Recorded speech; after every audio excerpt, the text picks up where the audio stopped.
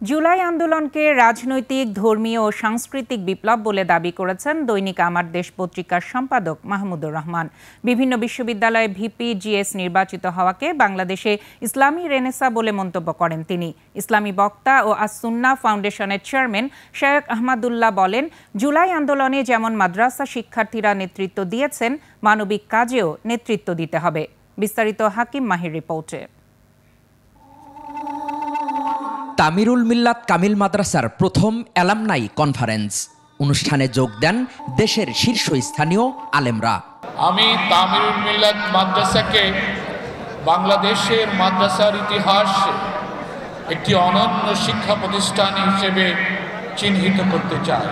সুখী সমৃদ্ধশালী নতুন বাংলাদেশ বিনির্মাণে মাদ্রাসার ছাত্ররা, বিশেষ করে তামিরুল মিল্লাত মাদ্রাসার ছাত্ররা ঐতিহাসিক অবদান রাখবেন। স্বাগত বক্তব্য দেন ইসলামী বক্তা শেখ আহমদুল্লাহ। তিনি বলেন, এই দেশের সব মানুষই অত্যন্ত ধর্মপ্রাণ। গত 15 বছর সবচেয়ে কঠিন ছিল ইসলামের কথা বলা। এই মাদ্রাসার কাছে বাংলাদেশের মানুষের প্রত্যাশা অনেক বেশি।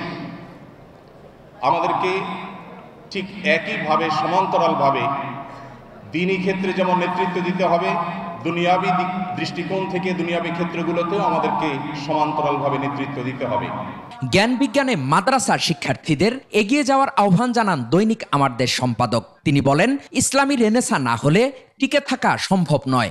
এই জুলাই বিপ্লব যেটা হয়েছে, এটাকে আমি ব্যক্তিগতভাবে এটাকে রাজনৈতিক এবং ধর্মীয় এবং কালচারাল বিপ্লব হিসেবে দেখি। আমাদের বাঙালি মুসলমানের যে আত্মপরিচয়, সেই আত্মপরিচয় আমরা নতুন করে বুঝতে শিখেছি। জুলাই আন্দোলনে মাদ্রাসা শিক্ষার্থীদের ভূমিকার কথাও স্মরণ করেন এই সাংবাদিক। জুলাই বিপ্লবে মাদ্রাসার ছেলেদের যে অবদান ছিল, এটা আমাদের ভুলে গেলে চলবে না।